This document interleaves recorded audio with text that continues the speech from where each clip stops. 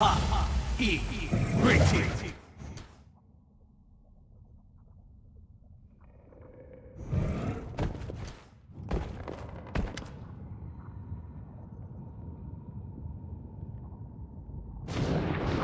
That creature, that power. I know it. I see it. Rise, my unfortunate jester, so it's said. Your performance is not over yet, and so I did. My spring. Greetings, eldest. Do you hear the distant thunder? The time has come. The time to settle everything once and for all. Words, words. How little value we attach to them, and how much they truly mean. But I've grown tired of words and prophecies. I will no longer predict chaos and death. Instead, I will show them to you, myself. Oh yes, the time has come! The time of fate and curses! Time for fun!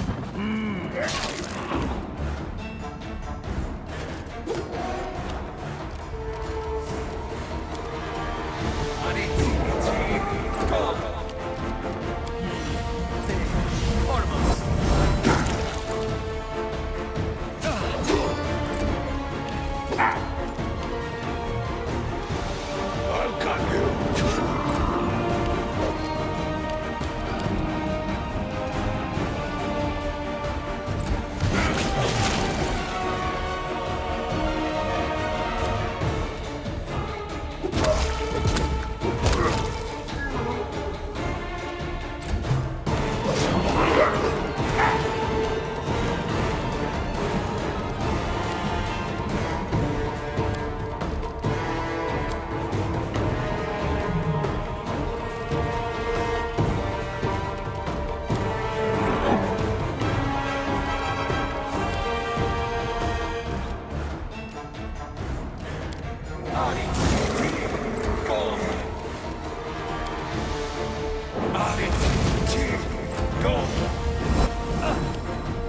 This should do it.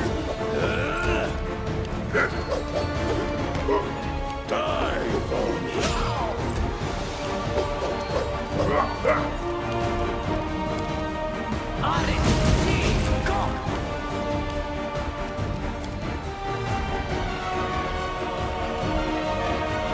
Clever ploy.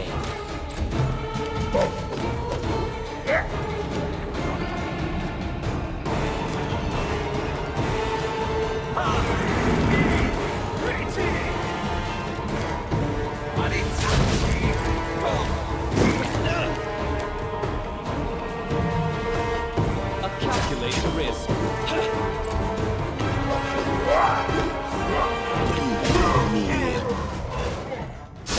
You don't seem to like my curses! Maybe you like my jokes better? Enemy approaching.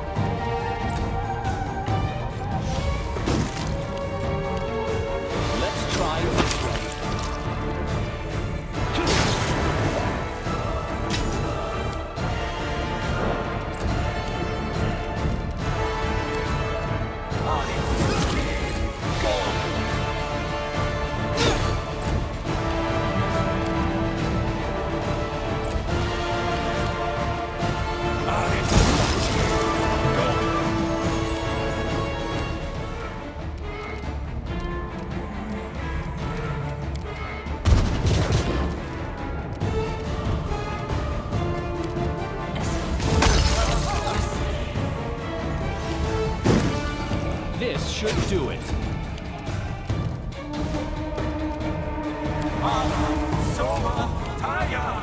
Die for me.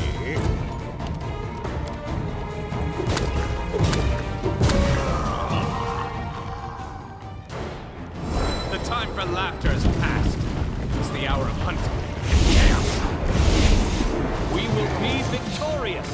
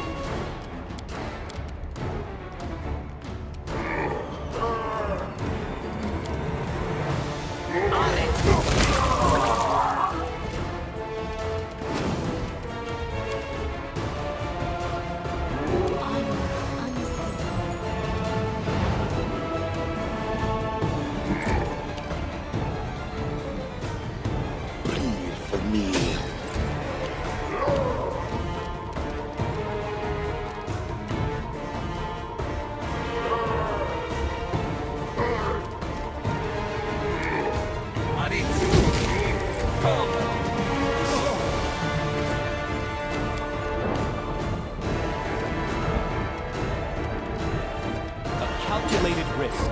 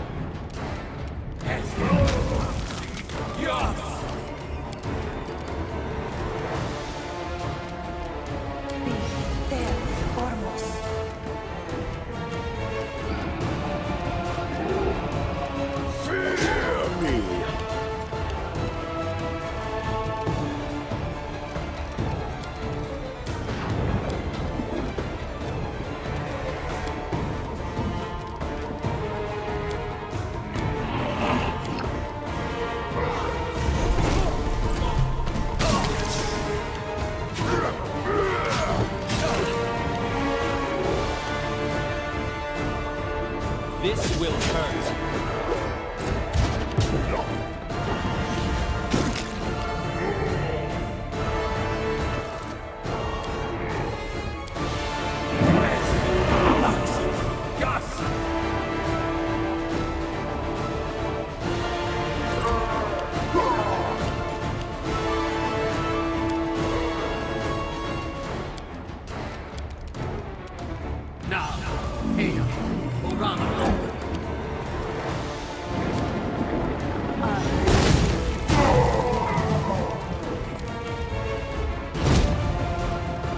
Enough!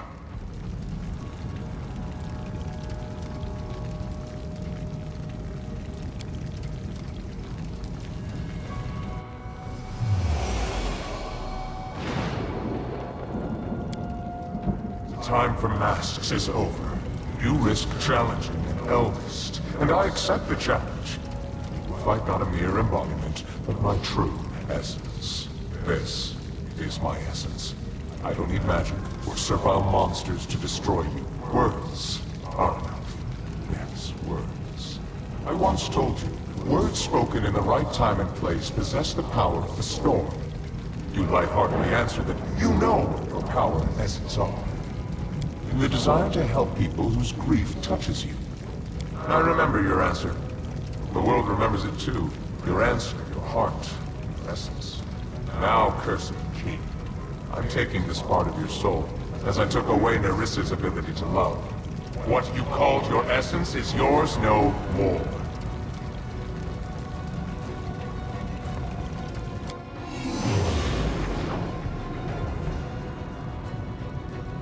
Let us continue.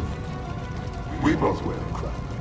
But what are you all? A meager patch of land, a few thousand souls? My dominion is chaos and magic, madness and deceit.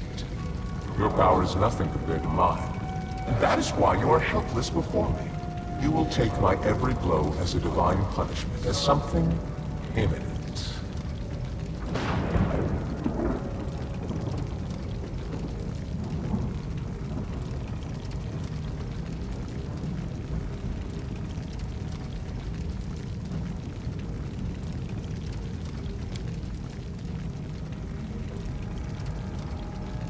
I'm curious what you think of me, cursed king.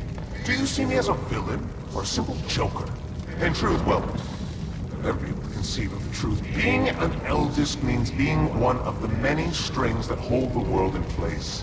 Being an eldest means being such a vast and self-sufficient value that one's equals become strangers and one's inferiors are entirely insignificant. I am an eldest. Laughter, guile, transformation, that's what I am. Being what I am, I will let you feel a modicum of my loneliness. I will take away your pillar of strength.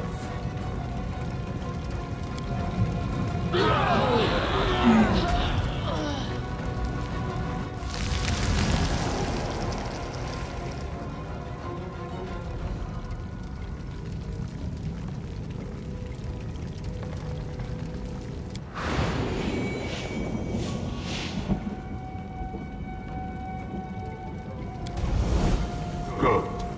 You can play with words. Let us see if you can withstand the heat of my fire.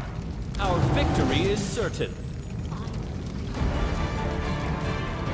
Let's try this way.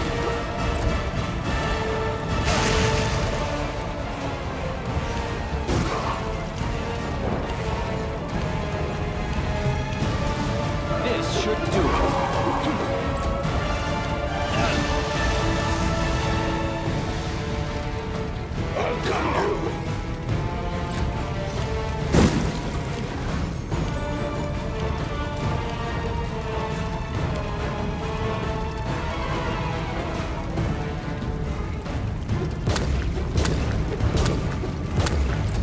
A calculated risk.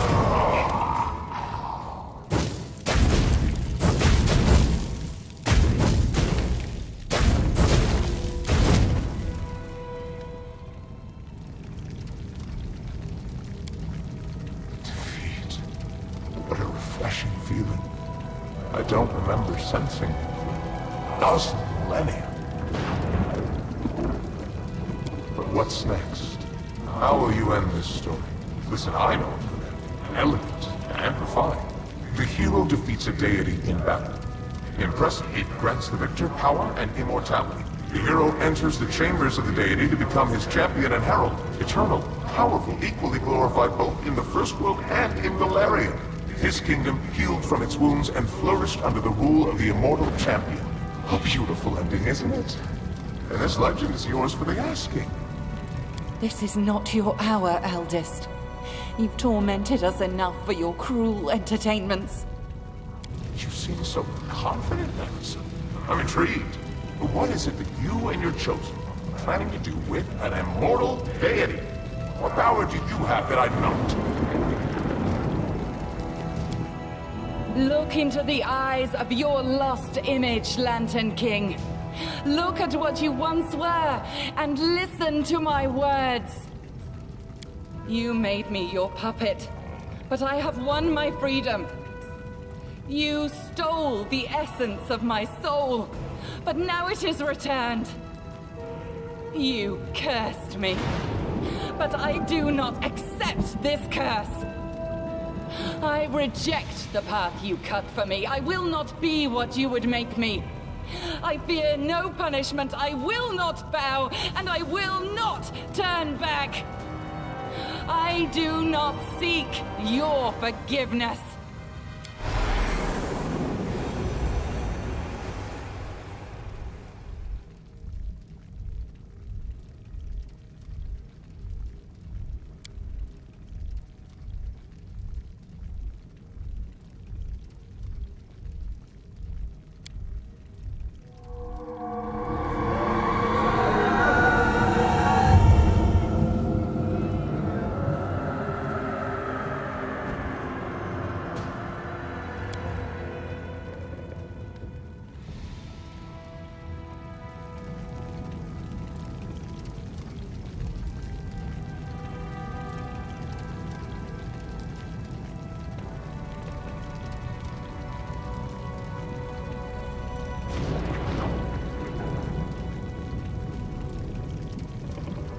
I feel the fire in these words.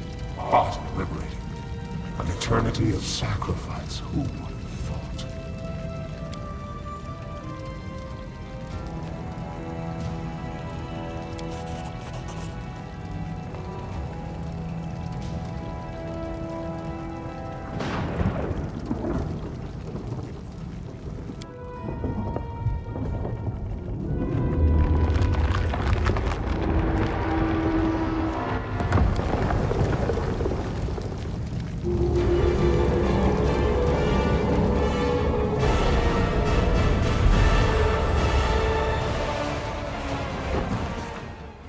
That's how the story ended. The Lantern King vanished without a trace, and we never heard from him again. Nyrissa helped return the kingdom to Golarion and followed her beloved there. After celebrating the victory with great fanfare, everyone began work on restoration efforts. Nyrissa helped the king in every way possible, and she quickly came to be loved across the country. No one would have thought that this kind nymph was a former villain, so recently guilty of causing all those afflictions. The kingdom built by our hero became an example for all its neighbors. What else would you expect? The Stolen Lands became the only place where the citizens sincerely toast the health of their ruler. The citizens lived trouble-free, and taxes made it to the treasury without losses. A powerful army guards the peace. Exploration of magic is on par.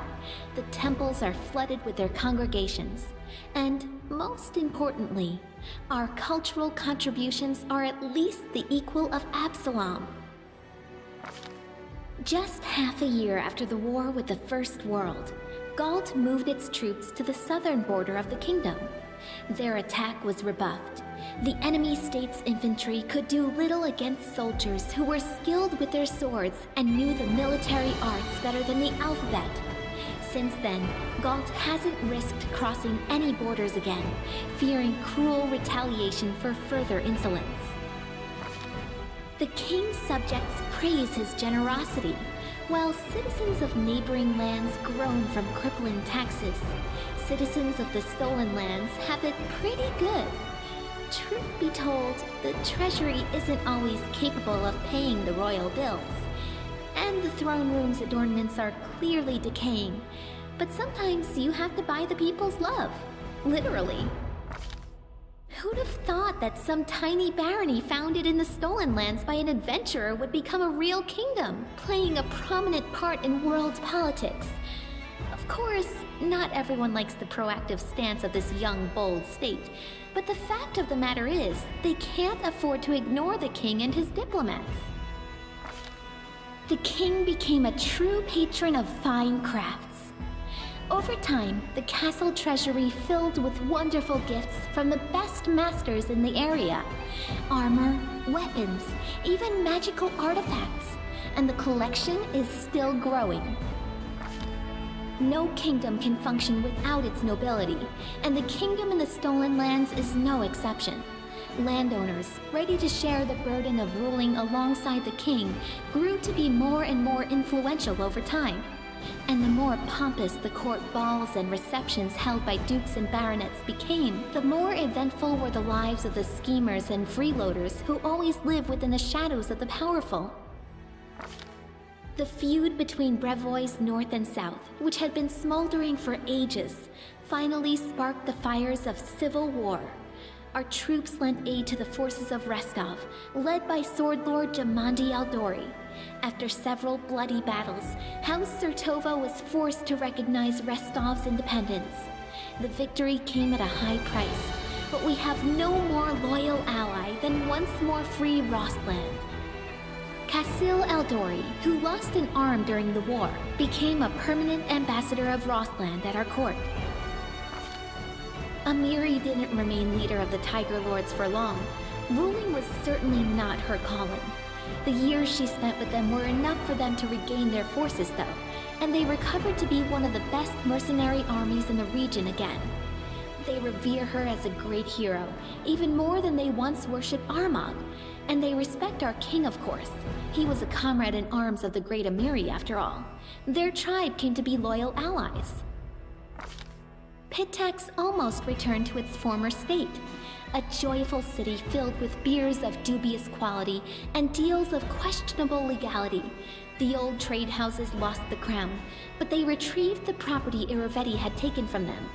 Soon, Pitax became almost like a second capital in the kingdom, a thriving city through which rivers of money from across the region ran. Governor Muscani dips into this stream with both hands, of course, but the king looks the other way, since he's loyal and he governs the city well. Self-administration turned the Academy of the Arts into a strange place. The court sycophants were quickly ousted. It turned out they weren't welcome when there wasn't someone like Iravetti constantly ordering odes to themselves. In their place came a motley, unpredictable crowd. Eccentrics, fashionable authors of popular prints and cheap novels, charlatans, scribblers with delusions of grandeur, as many as 3 feuding experimental theaters, and even a few truly unappreciated geniuses. The Academy is not only highly esteemed, there's no place like it, even in Absalom. Bartholomew Delgado still serves the king loyally. From time to time, he orders peculiar mechanisms and substances from all corners of the world. After receiving them, he spends a few days bragging about some great discovery he's about to make, then ends up gloomy for a few months. Then he receives another package, and the process repeats itself. At night, chilling screams are often heard from his laboratory. After enduring so many storms and troubles, Varnhold eventually turned into a real city. Daring settlers decided to conquer the vast, wild expanses of Dunsword, and despite all odds, they succeeded. The modest colony that almost vanished at the hands of an ancient lich turned everything around to become a thriving city with lively river trading. Magar Varn and his beloved, after distinguishing themselves in the battle for the kingdom, soon celebrated their wedding. Half the capital was invited, but they weren't ready to settle down and have already set off with another party of mercenaries. They've come to the aid of our kingdom on multiple occasions, but they're famous for their adventures in the most dangerous regions of Golarion, protecting peaceful towns from the undead and monsters. Agay, the Spriggan leader, learned a valuable lesson after surviving his meeting with the king and even regaining his tribe's home. Don't try to occupy seemingly empty settlements anymore. Instead, the Spriggans settled across Dunsword's wild borderlands and proclaimed it as their domain. Keeping the peace in a situation like that seems like the stuff of dreams, as evidenced by the occasional lost patrols and stolen cattle. Peace reigns in the caves beneath the old sycamore. The kobolds and mites continue to explore the depths and learn simple crafts from each other. Rumor has it, the first mite kobold wedding even happened not long ago. That said, settlers still aren't rushing to build new homes in the area. Some kind souls even put up warning signs along the roads. Beware, traveler. Steer clear of the old sycamore. Another inscription soon appeared over the sign though. No keep-going treasure ahead, honest. Oleg's trading post continues to thrive, attracting even more travelers. Much to its owner's displeasure, a small town is springing up around it. Despite Oleg's grumbling, he and his wife are well regarded by everyone, and Svetlana was even elected town chief. Making sure her sister was safe, the former bandit Kressel traveled south. Her trail went cold somewhere in Absalom's docks. They say she changed her name again and now serves on a trade ship, hiding from old acquaintances. Jod and Keston, after surviving the Bloom, remained loyal to the king they followed through thick and thin, and they continue to serve as court advisors to this day. The austere priest and the gloomy warrior regularly argue over the proper way to govern the state, as well as which of the two rulers should hear out first. Some things never change. Keston Garas took a post as chief of the kingdom's guard. The former heir to a noble family never returned to Brevoy, severing all ties to his kin. However, a few years after the victory over the First World, a girl arrived from Brevoy and soon married Keston. They say Keston started smiling a lot more after that. Jod remained loyal to the king to the end of his days, healing the sick and generously sharing his austere wisdom with anyone who wished to hear it, and some who didn't. Having fulfilled his duty to the ruler, Erastil's priest peacefully departed this world, surrounded by friends and disciples. Breinhart became a loyal ally and trade partner of the kingdom, and Darwin himself had been seen as a frequent guest in the capital. The elegant monarch of the neighboring kingdom has broken many hearts at court. After his visits, many young guards and servants have been seen staring through windows, sighing wistfully about something. The Fae took a fancy to the kingdom, feeling totally at home here. They often play various pranks, but they never do any serious harm. Falcos and Teresia managed to restore the magic forest. Once freed of the anger of the Scythe Tree, people returned to the abandoned village, and it became a haven of friendship between the Fae and ordinary people, just like old times. The lizard folk of the Longtail tribe returned to live on the shores of Candlemere, but they couldn't return to their ancient way of life. Living alongside people, the lizard folk adopted their behaviors, habits, and even religion. More and more of the Longtail tribe pray not to the spirits of their ancestors, but to Erastil or Gorum. They even began to forget their original language. I hope someone writes down their songs and legends before they all sink into oblivion. A delegation of wizards from Absalom and other areas appeared in the kingdom one day, asking for permission to examine the lair of the Lich Farneris the Thoughtful. After completing their research, the wizards spent a long time thanking the king for freeing the world of that monster. In their opinion, he'd been capable of causing the end of the world, maybe even 2 worlds. The Sweet Teeth departed on a journey, hoping to see as many wonders as possible of this world and others. They keep sending us news from every corner of the map. Their bright painted wagon, drawn by a bull mastodon, crisscrosses Galarian, somehow appearing in the center of one incredible story after another. Evindra settled down in the Tuskwater and visits the capital often. She became a friend to the people of the kingdom, helping them and teaching them how to treat the lake life with care. Parents allow their children to swim in the Tuskwater at any time, day or night, secure in the knowledge that she'll look out for them. After Nyrissa's curse was lifted, the maimed face of the last defaced sister began healing, little by little. She still keeps her distance from people, but she's always glad to see the king. After the victory, the storyteller abandoned his affairs and began spending a lot of time alone in contemplation. He eventually bid farewell to the king and left his lands. But I suspect the inhabitants of Galarian haven't heard the last of this mysterious traveler, for his own story is hardly finished. The ancient artifacts gathered by the king built the foundation of a museum collection that has become famous even in far-off Absalom. Amiri remained a pariah to her native tribe, but she stayed close friends with Nylak, who ruled the Six Bears wisely and taught them to survive in the unfamiliar plains and cities. The restless barbarian would often travel for long stretches of time, but sooner or later she would always return to her old friends, bragging about new scars and recounting new feats, many of which Nylak immortalized in song. The Tiger Lords revered Amiri as a great hero, but she didn't stay chieftain for long. After all, she was much better at crushing skulls than giving orders. Valerie stayed to serve the king, and to this day she continues to be a muse to many people. Not just bards and admirers, but to warriors as well. Honest and resilient, Valerie is not just famous for her feats in battle, but also for her patience and kindness, which she says the king helped her discover within herself.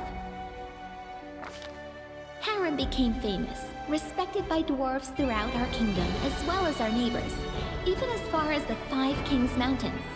He's often been asked to help out or teach others, and he's never denied anyone, despite his grumbling.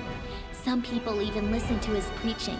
Lucky for us, there's a lot less howling about the end of the world now, and more wise words of moderation and humility. Not all of his disciples turned to Grotus, but everyone took away something useful from his teachings. Jaethal spent some time at the king's court, but she then left to do whatever it was her new goddess required. She must have become a great inquisitor for Pharasma, as no one would know the ways of the undead and Urgathoa's cultists as well as a former undead cultist would. She was also seen in the company of Salim Godafar. It's unlikely the two became friends, being so different from one another, but it's a known fact that they worked together. Octavia didn't stay still for very long. Soon, she and Reg went to Numeria and started a huge slave rebellion there. They didn't manage to destroy the Technic League, but to this day, slaves speak their names with admiration, and slavers with terror. Over the course of their journey, the two grew as close as ever, leaving their quarrels and resentments behind. After returning from Numeria, Octavia settled in her mother's house and became the king's advisor and loyal companion. Rigangar left for Numeria with Octavia to start a slave rebellion. Over the journey, he really matured and learned to understand others, as well as how to control his anger. After he returned, he took a position in the king's court. Being both formidable and charming, he inspired fear in the hearts of some and lust in others. There are even some rumors that he almost talked Octavia into marrying him, and possibly even continuing the Della Fiorni line. Tristan stayed in the Stolen Lands. Endowed with a special blessing of Sarenrae, the priest became known as a great healer and went on to perform many more miracles. I'd say the Movonic Diva deserves the right to rejoin Sarenrae's divine army. I hope the goddess will think the same when Tristan's hour comes and his soul is up for a new judgment. After the war ended, Ekin hung up his bow on the wall and traded the path of the ranger in for the craft of the carpenter. It may not be the most heroic ending to a tragic story like his, but as Torag is my witness, Ekin's happy with it, as is Alina, who became his wife and is bearing his child. Any baby born into this family will be pretty lucky, since the king himself still visits his old friend and will likely become the child's patron. Jubilost returned to the life of a traveling explorer, frequently visiting his favorite kingdom. He said so himself. His famous work studying the First World all opened with a dedication to his longtime companion, the king. Another name was also mentioned, 2Z, my guide and inspiration. Admirers would ask Jubilost many times about this mystery lady, but he would only chuckle, hitch his knapsack on his shoulder, and return to storm the vast expanses of the First World once again. As for Knock Knock, Hero Knock Knock, he continued his questionably heroic efforts in the Stolen Lands. Despite whatever mess he fell into, no matter the danger he leapt into, he always seemed to scrape through just a little better off than before. Like true heroes, he simply never gave up, struggling on and meeting the challenge of each new day with a spirit that no mishap or misfortune could ever quell. The slightly inaccurate statue of him and the king still stands in the square to this day. The two figures side by side. I've always felt that, while the heights may be a bit off, let's say, it accurately reflects the size and spirit of the goblin hero who'd been nurtured by the teachings of his king. Tartuk, who never succeeded in restoring his gnome appearance, seems to have completely forgotten about who he once was. It no longer bothers him, for now the Purple Kobold has become a real king to his tribe. keeping his word to the king, Tartuk and his subjects behaved themselves, living peacefully with the citizens of nearby settlements. Some of the reptiles even managed to find work digging wells and dungeons in people's settlements, for a small fee, of course. Kalika remained in the kingdom, though her desire to witness the world's wonders keeps driving her to take long journeys.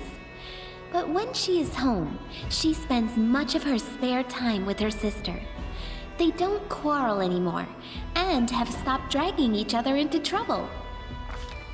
Kanera settled down in the capital and became a very busy entrepreneur. It seems as though every hour is planned, meeting with rich merchants or inventors whose work she's promoting. But on her way home, she never fails to stop at the market to personally buy some sweets for her sister.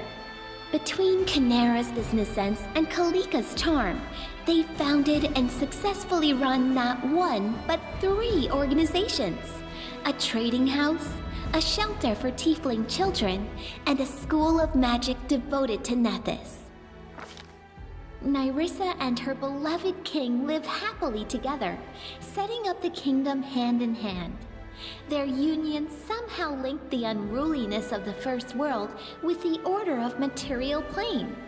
Nyrissa managed to bring forth the daring vision for which she had once been cursed, the creation of her dream country. Our kingdom is now a flourishing land, taking the best of both wild nature and structured civilization, and our capital is an amazing garden city, which visitors from all over Golarion come to see. As for myself, the author of this book, Lindsay, who never chose a pretty nickname, I'm still here, inside my creation within the Capital Library. I live just like I always dreamed, surrounded by people and books, and not a day goes by without someone turning my pages. My story inspired many others to take up the quill. My readers have written many fierce books, articles, and pamphlets, flinging truth in the faces of tyrants. What more could I dream of? I hope, oh honored reader, that this story offered you some daring ideas, or at least some entertainment. In any case, it's time to set the final period.